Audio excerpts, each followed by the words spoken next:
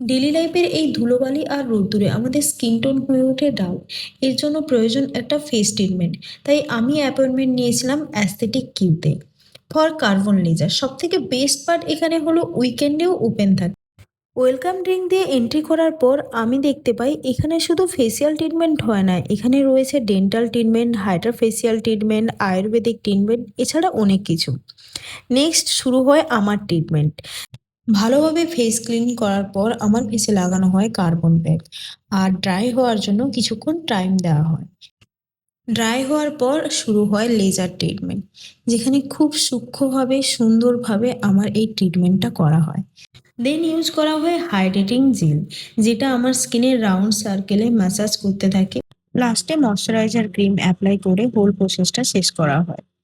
এই ট্রিটমেন্টটা নেওয়ার পর আমার স্কিন অনেকটাই সফট আর ইভেন টোন হয়ে গেছিল। তাই লাস্টে যাওয়ার সময় ফুল ফিডব্যাক দিতে কিন্তু ভুলিনি। তো তোমরা কারা কারা চাও এইরকম একটা সুন্দর স্পেশাল ট্রিটমেন্ট নিতে? সো আর দেরি নয়, চলে যাও অ্যাস্থেটিক কিউতে।